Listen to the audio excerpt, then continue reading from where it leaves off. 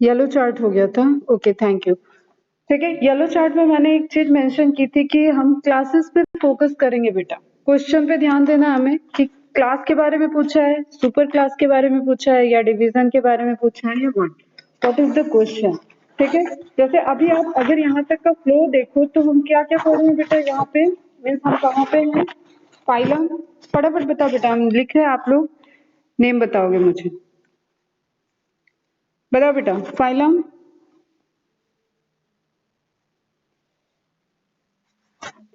Hierarchy, taxonomical hierarchy, एक बार revise करो। Phylum, what, क्या पढ़ रहे हैं हम लोग, कॉर्डेटा। ठीक है, देन सब फाइलम, एसपी लिख रही हूं मैं बेटा। सब फाइलम, कौन सा सब फाइलम है बेटा? Okay okay, good, very good. Group, group कर लेते हैं। ग्रुप क्रैनिएटा में है अभी, एंड देन सब फाइलम,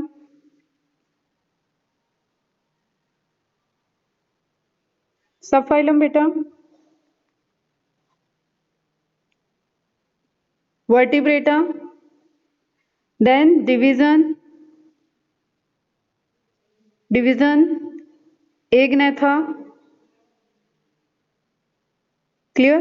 देन फिर क्लास देख रहे हैं, फिर आगे हम देखेंगे तो डिवीजन, एक दूसरा जो हमें देखना है that is Gnathostomata. I will try कि आज मैं स्टार्ट कर दूं उसको और फटाफट से ग्नेथा हम लोग खत्म कर लेते हैं।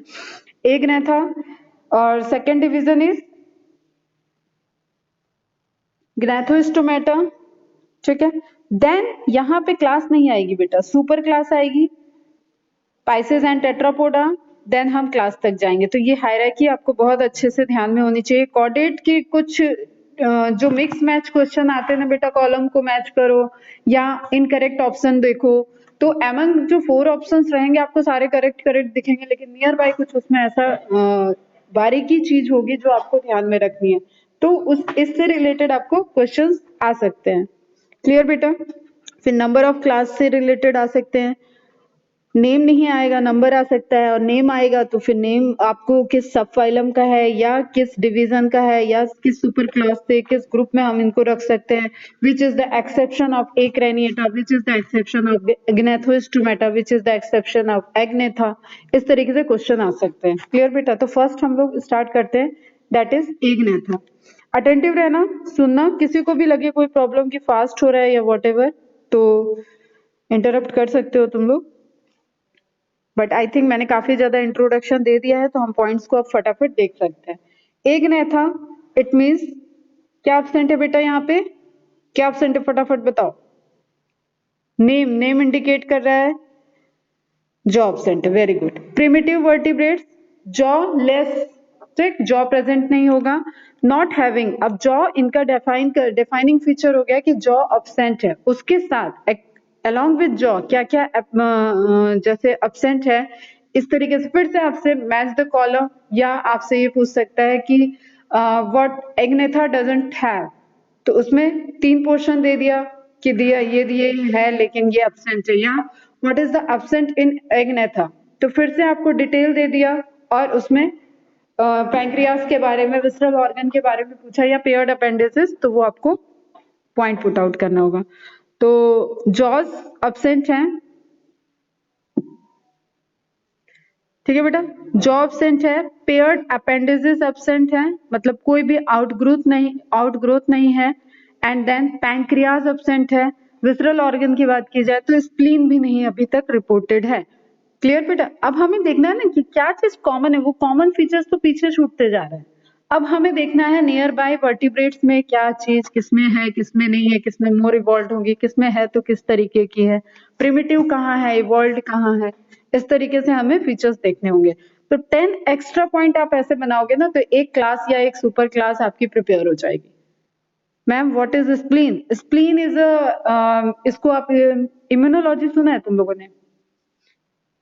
डिफेंस सिस्टम समझ लो, बस अभी इतना याद रखो, एक ऑर्गन है जो कि हमारे डिफेंस सिस्टम से रिलेटेड होता है, कोऑर्डिनेट करता है। persistent notochord undeveloped vertebral column. persistent notochord मतलब notochord यहाँ पे present रहेगा बेटा, vertebral column अभी पूरी completely develop नहीं रहेगी, तो एक cartilaginous और semi developed टाइप की undeveloped vertebral column reported होगी. सिंगल मीडियम नॉस्ट्रिल, अब देखो नॉस्ट्रिल, नॉस्ट्रिल में जो ओपनिंग ऑफ नोज होती है, ठीक है बेटा, जैसे हमारे में पेयर्ड है, हम लोगों में ह्यूमन में पेयर्ड होते हैं, तो यहाँ पे देखो आप, पहले जो प्रिमिटिव नॉस्ट्रिल हुआ that is single medium nostril. Clear बेटा. इंटरनल हैज 1 और 2 semi circular canal. Internal ear में सेमी सर्कुलर कैनाल. अब देखो बेटा स्ट्रक्चर तो आएंगे, ठीक. एनिमल किंगडम एक ऐसा चैप्टर होता है जिसको लेना चाहिए थोड़ा सा बाद में, आप फिजियोलॉजी वगैरह जब सारी चीजें समझ लेते हो, लेते हो तब लेना चाहिए, क्योंकि बहुत से ऐसे फीचर्स आते हैं जो आपको एनाटॉमी से, ऑर्गन सिस्टम से रिलेटेड आएंगे, बट जो आ रहा है ये नोट डाउन आप करके रखो, ठीक है.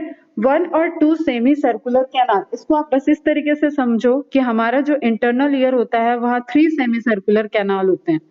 एक्स्ट्रा इन्फॉर्मेशन में कॉपी के ऊपर नोट डाउन कर सकते हो, और आगे आपको कहीं ना कहीं ये पढ़ना ही है, फिजियोलॉजी में पढ़नी है, तो उस तरीके की इंटरनल ईयर की कैनाल बननी स्टार्ट हो गई है, but they are in number maybe 1 और 2.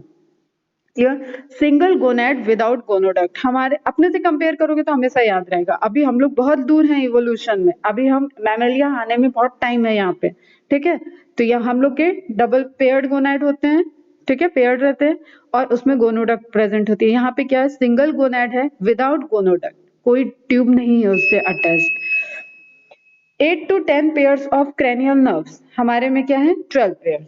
तो क्रेनियल नर्व्स मतलब क्रेनियम के अंदर जो नर्वस सप्लाई मेंटेन किया हुआ है और वो पेयर में प्रेजेंट होंगे. This is the characteristic of chordates और कैरेक्टरिस्टिक ऑफ वर्टिब्रेट्स. तो जहाँ पे क्रेनियम प्रेजेंट है, वर्टिब्रेटा की कैरेक्टरिस्टिक्स है स्पेसिफिकली अगर हम कहें, तो क्रेनियल नर्व्स यहाँ पे नंबर में कितनी है 8 to 10 पेयर्स. तो अब इन पोर्शन से बेटा जो आपके क्वेश्चंस बनेंगे ना, वो according to number of cranial nerves, according to development of ear, ठीक है.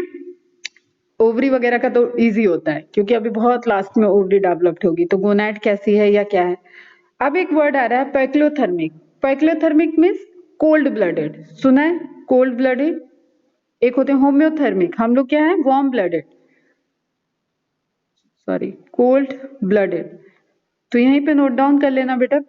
इसको हम एक्टोथर्मल भी कह सकते हैं, कोल्ड ब्लडेड भी कह सकते हैं, पैक्लोथर्मिक भी कह सकते हैं. मीनिंग इसकी क्या है, इसको मीनिंग आप इससे डिफाइन कर सकते हो.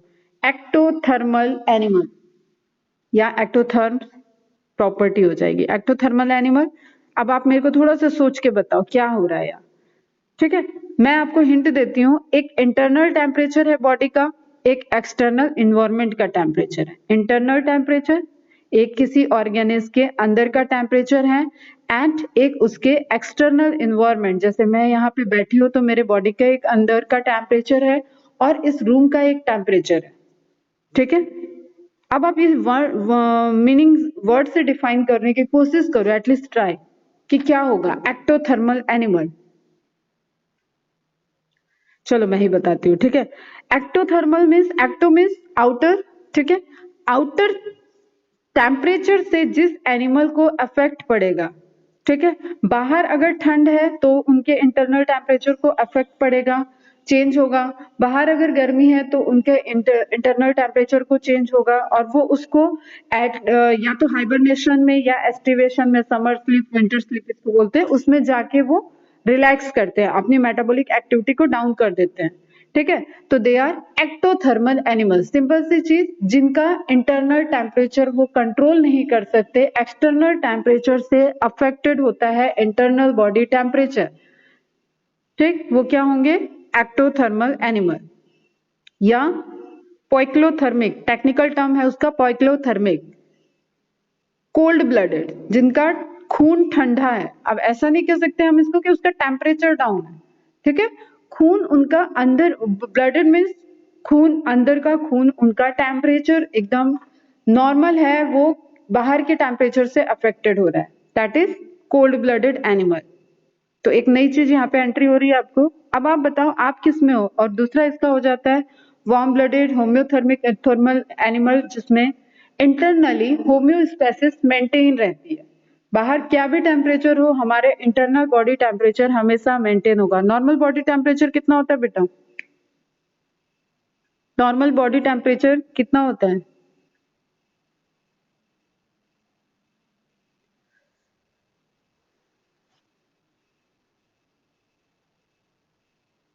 यूनिट के साथ बताओ। 27। बुद्धू, चलो बताओ और बताओ। 27, 37 बेटा।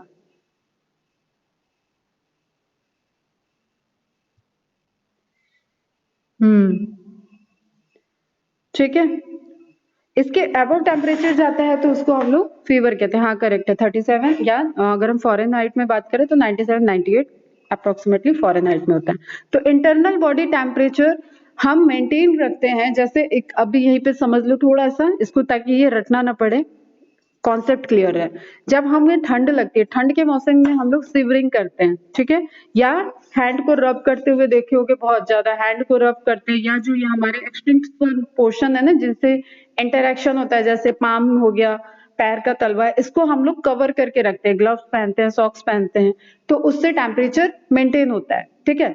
या गर्मी की बात करो तो गर्मी में हम स्वेटिंग करते हैं, तो शिवरिंग एंड स्वेटिंग ये फिनोमिना है इंटरनल बॉडी को मेंटेन करने, इंटरनल बॉडी टेम्परेचर को कांस्टेंट मेंटेन करने में ये रोल प्ले करेगा। Is it clear to all of you? कुछ रटोगे इसमें? Poikilothermic, पोइक्लोथर्मिक,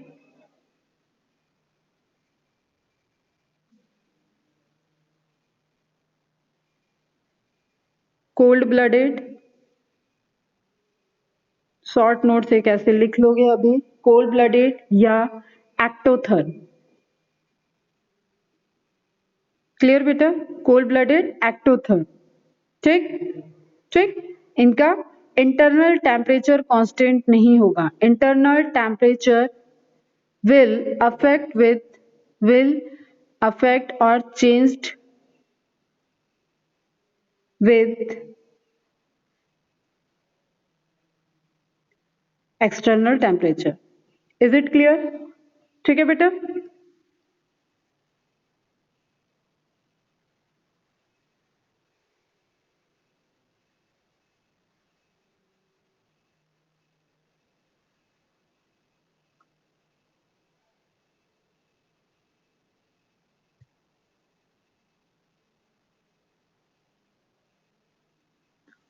okay.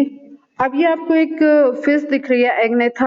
जब हम बात करें जॉ लेस, तो ये साइक्लोस्टोमेटा की है बेसिकली। तो आपको इसका साइक्लोमिन साइकिल सर्कल माउथ, ठीक है, एक माउथ दिख रहा है, ओपनिंग दिख रही है, and this is yes of course weird fish. और ये फिश ट्रू फिश नहीं है। जब तक हम ट्रू फिशेस तक आपको पाइसेस तक नहीं ले जाते हैं, तब तक जितनी भी फिश का नाम आ रहा है आप उसको फॉल्स फिशेस में रखोगे, ठीक है। तो इस इमेज को दिखाने का सिर्फ मीनिंग ये है कि आप जॉ लेस टर्म को समझ जाओ कि इनके पास जॉ नहीं प्रेजेंट है, एंड यहाँ पे आपको फेरेंजियल गिल स्लिट्स ओपन पोर के फॉर्म में ओपनिंग दिख रही है, ठीक है बेटा। तो जॉ नहीं प्रेजेंट है यहाँ पे। अब टू क्लॉसेस, अब तुम्हें ध्यान में रखना है बेटा, जब एनसीईआरटी के अकॉर्डिंग और हम प्रेजेंट क्लासिफिकेशन की बात करते हैं, then we doesn't include the extinct class, ठीक है। और जब हम उसके हिस्ट्री की हिस्टोरिकल बात करते हैं या इवोल्यूशन की बात करते हैं, then we mention the already we always mention the, क्योंकि हम हिस्टोरिकल बातें करेंगे तो हम एक्सटिंक्ट क्लास क्या है, प्रीवियस कैरेक्टरिस्टिक क्या थे, इस तरीके से हम स्टडी करते हैं। तो यहाँ पे आप एक उसको शॉर्ट नोट्स और मतलब एक्स्ट्रा नोट्स मार्क करके लिखोगे, क्योंकि साइक्लोस्टोमेटा ही सिर्फ एक लिविंग क्लास है एक नेथा की, और एनसीईआरटी में एक ही क्लास मेंशन है। तो ये आपको पूरा टोटली इंफॉर्मेशन एक्स्ट्रा है। जब इसके बारे में डायरेक्ट क्वेश्चन आएगा then you have to answer, otherwise भूल जाओ कि ऑस्ट्रेकोडर्मी को आपको इंक्लूड करना है। तो ऑस्ट्रेकोडर्मी बेसिकली इट डिफाइंस, जो इसका वर्ड है मीनिंग है, दैट इज शेल स्किन्ड। तो छोटा सा एक शॉर्ट नोट, ऐसे ही छोटे छोटे पॉइंट लिख लो अभी जो मैं लिख रही हूँ, शेल स्किन्ड, ठीक है बेटा, Ostracodermi, and they are first vertebrae, ठीक है। फर्स्ट वर्टिब्री, कोई डाउट? ऑल आर एक्सटिंक्ट है, लेकिन आए तो थे, फर्स्ट थे, ठीक है। और जैसे जैसे डेवोनियन पीरियड, अब तुम लोग इवोल्यूशन पढ़ोगे तो पीरियड्स में वहां पे पढ़ाऊंगी टाइम एरा कैसा था। तो डेवोनियन पीरियड में जब ट्रू फिशेस आ गई तो ये धीरे धीरे last of the Devonian period basically golden era है फिशेस का, ठीक है। उस एरा में ये धीरे धीरे उसके लास्ट तक एक्सटिंक्ट हो गए। तो जब इनके फॉसिल्स मिले अप्रोक्सीमेटली 1800 सम ईयर में फॉसिल्स मिले। अभी की स्टोरी थोड़ी सी सुन लो तो ये ध्यान में रहेगा तुम्हें, ठीक है। किससे रिलेटेड कुछ इंफॉर्मेशन पता है हमें। तो इनके फॉसिल्स मिले तो जो होते हैं ना, जैसे इवोल्यूशनरी बायोलॉजिस्ट होते हैं वो स्टडी करते हैं, तो उनको ये किसी से वो रिलेट नहीं कर पा रहे थे क्योंकि किसी लिविंग क्रिएचर से ये मैच नहीं कर रहे थे। तो ऑस्ट्रेकोडर्मेथस जो एनिमल्स थे, जिसमें सिफेलेस्पिस एक एनिमल आता है, ठीक है। फर्स्ट टाइम क्रेनियम वर्टिब्रेटा उससे रिलेट करो, सिफेले ब्रेन, तो सिफेलेस्पिस इसका एक एनिमल है, एक्सटिंक्ट एनिमल है, जहां पे आपको फर्स्ट टाइम ये रिपोर्टेड मिलेगा बोनी हेड कह लो, ठीक है, जिसको हम क्रेनियम बोल रहे हैं। तो फर्स्ट टाइम बोनी हेड रिपोर्टेड मिला, लेकिन जब उसको कट करके या उसको स्टडी किया गया तो उसके अंदर बोन का जो अपीयरेंस था ना, वो फ्यूज टूथ के फॉर्म में था। जैसे हमारे दांत है ना जॉ में, उस तरीके का एक फ्यूज्ड टूथ अपीयरेंस था पूरा, ठीक है। इस तरीके के अपीयरेंस इनके अंदर दिखते हैं। एंड वो फर्स्ट शेल स्किन्ड वर्टिब्री में आ जाएंगे। And they are the earliest, you can say earliest creature with a bony head, ठीक है। अर्लियर क्रिएचर रहेंगे जिनके पास बोनी हेड था। बस इतनी तो दो चीज दिमाग में रखो, है क्या ये, ठीक है। और फिर उसके बाद ये डेवोनियन पीरियड में मतलब अप्रोक्सीमेटली 400 मिलियन ईयर्स एगो के लगभग इनके फॉसिल्स मिलते हैं। उसके बाद ये नहीं रिपोर्टेड है। देन जो हमें पढ़ना है that is cyclostomata. Is it clear बेटा? Ostracodermi, dermi means outer layer होती है, ऑस्ट्रेको मीन्स सेल्ड, एक कवरिंग है, स्किन्ड कवरिंग है इनकी, ठीक है। All are extinct. They are first vertebrae and first reported bony head seen in the fossils of Ostracodermi. Is it clear? ठीक है बेटा, कोई डाउट?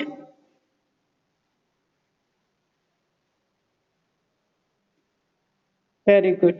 नाउ नेक्स्ट हम देखते हैं साइक्लोस्टोमेटा। नेम इंडिकेट कर रहा है, cyclo means circular, stomata stoma means opening और माउथ, सर्कुलर माउथ जिनके पास प्रेजेंट होगा उनको हम क्या बोलेंगे, उनको हम कलेक्टिवली इंक्लूड करेंगे साइक्लोस्टोमेटा में। यू कैन से हियर इनका माउथ दिख रहा है, वेंट्रली प्रेजेंट होगा, वेंट्रली प्रेजेंट होगा। और माउथ का जो अपीयरेंस दिख रहा है, इसको देखो तुम तो इसमें अपेंडिसेस निकले हुए दिख रहे हैं, हॉस्टोरिया निकले हुए दिख रहे हैं, ठीक है। ये क्यों है? क्योंकि दे आर एक्टोपैरासाइट। ये इमेज देखो ध्यान से बेटा। साइक्लोस्टोमेटा की बात करें, अभी हम एनिमल का नाम नहीं ले रहे, कलेक्टिवली बोल रहे हैं साइक्लोस्टोमेटा। तो साइक्लोस्टोमेटा की हम बात करें तो you can see here this is Cyclostomata. और इनका जो माउथ है, ठीक है, वो वेंट्रल पोजीशन पे प्रेजेंट होगा।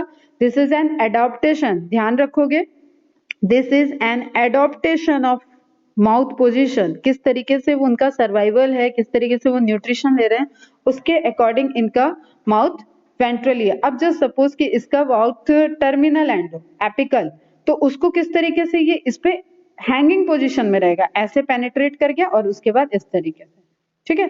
तो ये वेंट्रल माउथ इनका जो एडॉप्टेशन है उसकी वजह से ये एक्टोपैरासिटिक बहुत इजीली ग्रो करते थे। हॉस्टोरिया है इनके अंदर, ये रियल फिश दिख रही है तुम्हें, ये ट्रू फिश है। And this is a kind of false fish, ठीक। पेट्रोमाइजन भी हो सकता है, लैम्प्रे हो सकता है, हैग फिश हो सकते हैं, अलग अलग फिशेस होते हैं। यस यस बेटा, एक्ट पैरासाइट हमेशा इसी तरीके से करते हैं बेटा। वो फिश क्या कर लेगी, उसके ऊपर वो सर्वाइव पैरासिटिक बिहेवियर को शो कर रहा है। जैसे हम लोग के बॉडी के अंदर बैक्टीरिया वायरस आ गए तो हमारा डिफेंस सिस्टम उससे लड़ रहा है, ठीक है, लेकिन वो है हमारे बॉडी के अंदर, कुछ हेल्पफुल भी होते हैं कुछ, लेकिन पैरासिटिक जब हम रिलेशनशिप इंटरेक्शन पढ़ते हैं ना, ये सब इकोलॉजी में है 12th में आपको, जब हम रिलेशनशिप पढ़ते हैं तो one is benefited and other will harmed, ये हमेशा पैरासिटिक्स का कैरेक्टरिस्टिक होता है। अब दे कैन बी एक्टोपैरासाइट, या तो वो एक्सटर्नली फीड कर रहे होंगे या तो एंडोपैरासाइट, वो होस्ट की बॉडी के अंदर ग्रो कर रहे होंगे। ठीक है, तो साइक्लोस्टोमेटा क्या है कि ये फिशेस पे एक्सटर्नली फीड कर रहे हैं। ठीक है, अब इवोल्यूशन पॉइंट ऑफ व्यू से फिर से एक क्वेश्चन आ जाता है बेटा कि ये पहले आए तो ये फीडिंग किस पे कर रहे थे। हमेशा इस तरीके से कॉन्ट्राडिक्ट क्वेश्चन और साइंटिस्ट के ग्रुप होते हैं जो कि अगर आप बोल रहे हो ये पहले आए तो इसका ये तो आए ही नहीं, तो ये किस पे फीड कर रहे होंगे। तो ये फूड हैबिट जो होती है ना, विद द टाइम स्केल ये अडॉप्ट कर लेते हैं। फूड हैबिट चेंज होती है एनिमल की, जो उनके जैसे कहे ना कि तुम आज वेजिटेरियन हो लेकिन कल हम तुम्हें कहीं ऐसी कंट्री में भेज दें, इनफैक्ट इंक्लूडिंग मी, मैं वेजिटेरियन हूँ लेकिन मेरे किसी पैशन की वजह से मुझे एक ऐसी जगह जाना ही पड़ रहा है जहाँ पे वेज है ही नहीं, तो I have to shift my food habit, मुझे शिफ्ट करना पड़ेगा। अगर मुझे सरवाइव करना है, मेरे पास कंडीशन ही नहीं है, तो मुझे अपनी फूड हैबिट शिफ्ट करनी पड़ेगी अपने सर्वाइवल के लिए। जस्ट एक एग्जांपल दे रही हूँ बेटा। ठीक है, तो उसी तरीके से यहाँ पे क्या हो गया, या जस्ट सपोज कोई किसी को बहुत मेडिकल इश्यू हो जाता है, ठीक है, तो फिर उसको एग खाने को बोल, अब ये एग खाना ही पड़ेगा, अब आपको फ्लैशेस लेने ही पड़ेंगे न्यूट्रिटिव वैल्यू हाई करने के लिए, तो उस केस में भी उसको डाइट को शिफ्ट करना पड़ता है। तो एक जस्ट इवोल्यूशन के टाइम स्केल पे इनके अंदर शिफ्टिंग आया और ये नाउ दे आर लिविंग। ठीक है, ये फॉसिल्स नहीं है। यस, सब नेसेसरी है बेटा, मीट वगैरह सब नेसेसरी है, जिसकी जो फूड हैबिट है। वेज में ऐसा नहीं है कि न्यूट्रिशंस नहीं है, सब जगह है, न्यूट्रिटिव वैल्यू है। अगर कोई खा रहा है तो बहुत अच्छी बात है। आप इसको ऐसे समझो ना कि जब आप कोई चीज फूड लेते हो, आप एक अगर ट्रॉपिक चेन लेवल वगैरह अगर आप लोगों ने सुना हो, फूड चेन सुना है, तो प्लांट से सब कुछ चल रहा है। ठीक है, प्राइमरी प्रोड्यूसर्स आर प्लांट, उसके बाद पूरे अर्थ पे सब कहीं ना कहीं उसी के फॉर्म को, मैंने जो इंट्रोडक्टरी लेक्चर शुरू में स्टार्ट किया था तो मैंने बताया था दो कंटिन्यूअस प्रोसेस हो रही है, एक nutrition recycling and energy flow. ठीक है, तो एनर्जी फ्लो होता जा रहा है अलग अलग लेवल में एंड न्यूट्रिशन फ्लो हो रहा है। तो अब किसी के अंदर वो गया, वो स्टोरेज फॉर्म में है, उस चीज को ही आपने ले लिया तो ऑब्वियसली आप लोगे ज्यादा। लेकिन क्या होता है ना कि चलो छोड़ो, इस पे नहीं जाएंगे अभी। ठीक है, वेज और नॉन वेज की ये सारी बातें हम लोग बाद में करेंगे जब हम फूड चेन वगैरह पढ़ाएंगे। एक होता है ना कि प्राइमरी रिसोर्स, अब जस्ट आप इसको शॉर्ट में अगर हम बोलें तो इस तरीके से समझो कि मैंने बोला कि एक प्लांट है, उसने 10 किलो रसगुल्ले बनाए। ठीक है, 10 केजी रसगुल्ले बनाए। आज ये पर्टिकुलर मैम का स्पेसिफिक प्लांट आया है जो रसगुल्ला बनाता है। ठीक है, उसके बाद क्या हुआ कि अब उस प्लांट को किसी हर्बीवोर ने खाया, तो ये 10 केजी का वो 8 केजी खा सकता है। ठीक है, उस हर्बीवोर को कार्निवोर ने खाया तो 8 केजी में कुछ तो वो यूज करेगा। 10 केजी में जैसे 2 केजी उस प्लांट ने अपने लिए रख लिए, 8 केजी रसगुल्ले गुलाब जामुन उसने आगे पास कर दिया, फिर 8 केजी में आगे पास होगा। तो आप जब कार्निवोर को खाते हो ना, एक कॉमन सी चीज बता रही हूँ बेटा, आप जब कार्निवोर को खाते हो ना तो आप स्टोरेज फूड जरूर लेते हो हाई अमाउंट में, लेकिन एनर्जी का फॉर्म वहां पे चेंज हो जाता है। आप यहाँ कम अमाउंट से हाई एनर्जी ले सकते हो, लेकिन यहाँ पे आपको चेंज मिलेगा, आपको ये ज्यादा इनटेक करना पड़ेगा। समझ में आया? पता नहीं कितना समझ में आया, बट छोड़ो, अगर नहीं भी समझ में आया तो इस बात का अभी कोई लिंक नहीं है। तो वेजिटेरियन डिबेट में ये एक बहुत स्ट्रांग पॉइंट होता है कि हम प्राइमरी रिसोर्सेज से ही ले रहे हैं, इसको प्राइमरी प्रोडक्टिविटी सेकेंडरी प्रोडक्टिविटी से समझा जाता है। तो हम प्राइमरी रिसोर्सेज को डायरेक्ट फीड कर रहे हैं, जिसने सोलर एनर्जी को कन्वर्ट कर दिया था केमिकल एनर्जी में, हमने डायरेक्ट उससे ले लिया, बीच में कोई चेन ही नहीं आने दी, तो उनको ज्यादा amount of energy come storage form से मिल सकती है। चलो वापस आते हैं। अब यू कैन सी हियर एक फिश है, ठीक है, उस पे एक्टोपैरासाइट की तरह साइक्लोस्टोमेटा अटैच्ड है जो एरो से मेंशन किया हुआ है। Is it visible? आइडेंटिफाई कर पा रहे हो, समझ पा रहे हो? Ventral mouth and ectoparasite behaviour is reported in cyclostomata, which are the first living vertebrates. Living, ठीक है, extinct, then you can say they are ostracodermy, and when anybody talk about the living vertebrate, then that is cyclostomata.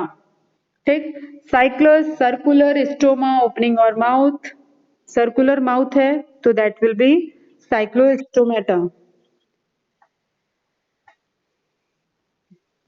यश, बाहर हो जा रहे हो बेटा तुम लोग बार बार मीटिंग से। चलो ध्यान से देखो, Round or circular mouthed animal resemble like fishes, but they are not true fishes. Include lamprey and hagfish. Lamprey and hagfish ये इसके लिविंग स्ट्रक्चर लिविंग एनिमल्स हैं, ठीक, जिनको साइक्लोस्टोमेटा में इंक्लूड किया जाता है। वर्ड को समझ लेना है हमें। सर्कुलर माउथ है, ओपनिंग है, वेंट्रल पोजीशन होगी, एक्टोपैरासाइट्स होंगे on some fishes. All are ectoparasites on some fishes. ठीक है बेटा, ऑल लग गया है तो ध्यान में रखना ये एक्टोपैरासाइट्स हैं। Mouth ventral, it is sectoral and circular, explain कर दिया मैंने। बॉडी एलोंगेटेड, लंबी सी बॉडी दिख रही है आपको, fish like structure. Eel shaped, eel सुना है? Eel is a fish, true fish, eel fish. Eel fish के बारे में सुने हो कभी? नाम सुना है? कहाँ से आवाज आ रही है? ठीक है, अगर नहीं सुना है तो कोई बात नहीं, मैं इमेज सेंड कर दूंगी आपको, ध्यान रखना। बस अभी यहाँ पे मेंशन एक चीज समझ लो, उसको शेप दिया गया है, ठीक, ईल शेप। ईल एक फिश है, उस फिश की तरह इसका slimy fish, yes you can से, स्लिपरी होती है। नो स्केल्स ओवर बॉडी, कोई स्केल जब तक नहीं प्रेजेंट होगा तो वो स्लाइमी रहती है फिशेस। फिशेस में भी जैसे मांगुर मछली में स्केल नहीं होता है, बट दे आर, अभी हम लोग फिशेस नहीं पढ़ रहे, साइक्लोस्टोमेटा में, ठीक है। तो उन साइक्लोस्टोमेटा की बॉडी पे कोई भी स्केल नहीं दिखेगा। अभी हमने देखा जैसे ये बॉडी देखो इसकी, ब्लैक वाले पे फोकस करो, आपको कोई स्केल, एक साइनी अपीयरेंस दिख रहा है, but there is no scale. दूसरे इमेज को भी देख लेते हैं, यहाँ पे देखो आप, नीचे वाली ट्रू फिशेस को देखो तो उसपे जो ब्लैक ब्लैक डॉट दिख रहा है दैट इज स्केल। स्केल के आपको दिख रहा है वहां पे रिफ्लेक्शन की वजह से, और उसके ऊपर जो है वो एक स्मूथ लेयर दिख रही है, आउटर बाउंड्री। क्लियर है बेटा? तो body elongated, eel shaped, no scales over body, jaws and lateral fins absent। Fins आप सबको पता है कि फिंच क्या होती है, एंड लैटरली फिन्स अभी absent है। फिन ये फिश है नहीं, टेट्रापोडा में है ही नहीं हम लोग, ठीक है। तो जस्ट एक कंपैरेटिव पॉइंट है, उसको आप ध्यान में रखोगे। कोई डाउट यहाँ से बेटा? देखो अब यहाँ पे ध्यान से, ये लैम्प्रे फिश का इमेज है, पेट्रोमाइजोन साइंटिफिक नेम है, पूछा जाता है बेटा, पेट्रोमाइजोन। नोट्स में लिखा रहेगा, अभी नहीं नोट भी करोगे तो भी चलेगा, ठीक है। Common name is lamprey fish, और इसकी भी बहुत ब्यूटीफुल स्टोरी है बेटा। इसकी स्टोरी मैं यहीं पे बता देती हूँ, उससे पहले स्ट्रक्चर फोकस कर लेते हैं। क्या क्या हमने पढ़ लिया? नॉस्ट्रिल सिंगल देखा हमने, सिंगल प्रेजेंट है। माउथ वेंट्रल, ठीक है। फिन के बारे में अभी फिन देखो, ये लैटरल फिन्स अभी नहीं प्रेजेंट है, लेकिन एक आउटर ग्रोथ जैसे कॉर्डल फोन जो उसको मूवमेंट में रोल प्ले करते हैं, एंटीरियर डॉर्सल फिन। देखो टेट्रापोडा वाले फिन आएंगे ना, तो हमने ये अगर फिश बनाई तो वो फिश के कहाँ आएंगे, यहाँ पेक्टोरल पेल्विक फिन बोलते हैं उनको। फिर यहाँ पे ऊपर प्रेजेंट होगा वो डॉर्सल फिन होता है, तो ये वाले फिन अब्सेंट है, ध्यान में रखना बेटा, ये ट्रू फिश के कैरेक्टरिस्टिक है। इज इट क्लियर बेटा? तो एंटीरियर डॉर्सल फिन ऊपर की तरफ डॉर्सल फिन है, पोस्टीरियर एंटीरियर मतलब आगे की तरफ, पोस्टीरियर मतलब पीछे की तरफ, कॉर्डल तो सबसे पूंछ वाली जो चीज होती है, और ये ट्रू फिश में भी होती है, that is caudal fin. Again I repeat बेटा, जो टेट्रापोडा वाली फिन है लैटरली, जैसे हमारे हाथ की जगह, मुझे इमेजिन करो मैं एक मछली हूं, तो मेरे हाथ को फिन से रिप्लेस कर दो और पैरों को फिन से रिप्लेस कर दो, तो हाथ और पैर वाले फिन क्या हो गए? लैटरल फिन, ठीक है। आगे वाले पेक्टोरल हो जाते हैं, पीछे वाले पेल्विक हो जाते हैं, वो सब हम लोग फिश में देखेंगे। बट अगर मेरे पीठ पे फिन लगा दिया तुमने तो वो क्या हो गया बेटा? डॉर्सल फिन, ठीक है। और टूवर्ड्स द हेड है, आगे की तरफ प्रेजेंट है, तो वो क्या होगी? Anterior fin. Towards the tail है तो वो क्या हो जाएगी? Posterior dorsal fin. Is it clear? कोई प्रॉब्लम?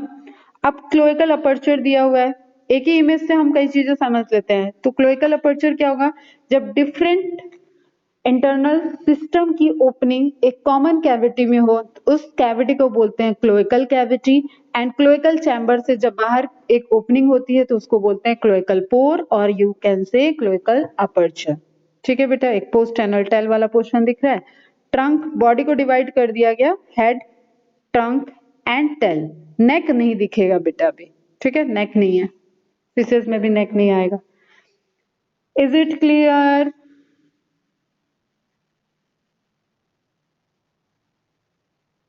गिल स्लिट्स दिख रही हैं? वेरी गुड, गिल स्लिट्स पे ध्यान दो।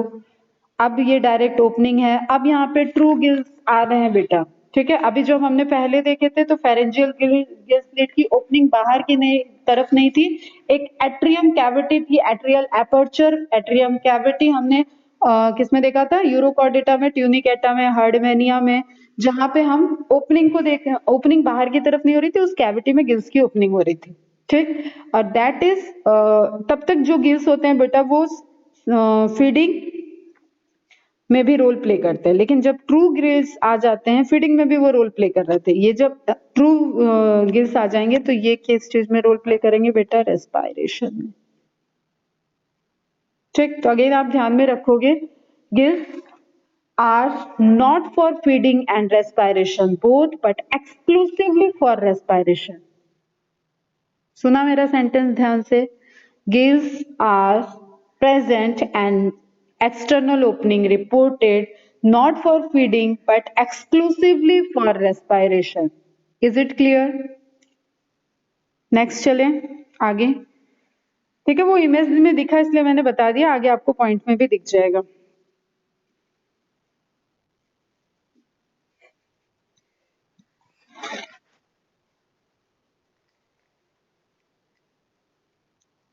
Having 6 to 15 pair of gill slits for respiration. These gill slits are pouch like. अब एक आपको बेटा बाउंसर क्वेश्चन है एकदम, इसको 5 स्टार मार्क कर लेना।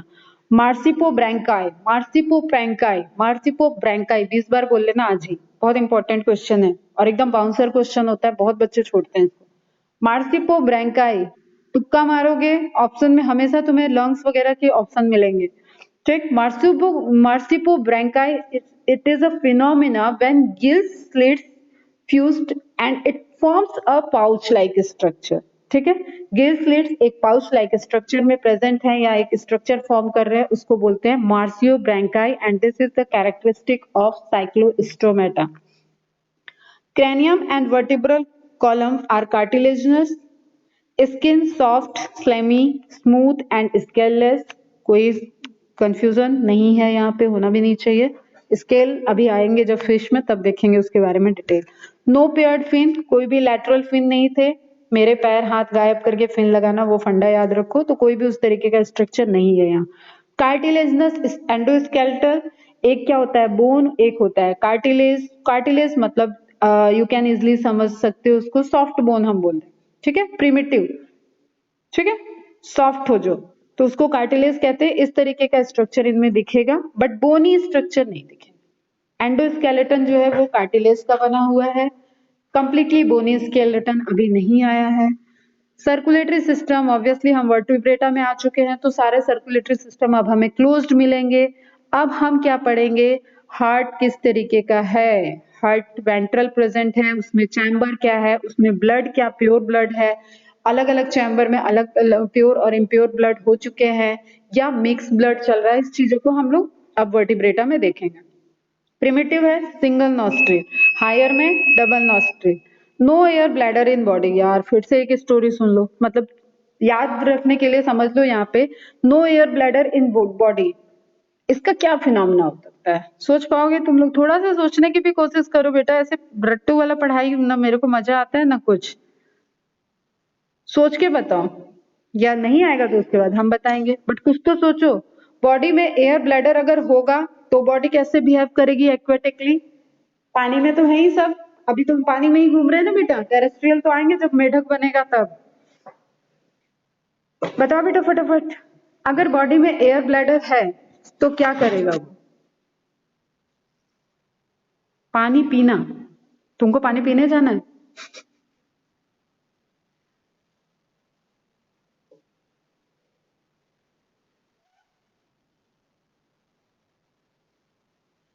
सोचो सोचो, 1 मिनट का हम टाइम दे रहे हैं, फटाफट से सोचो।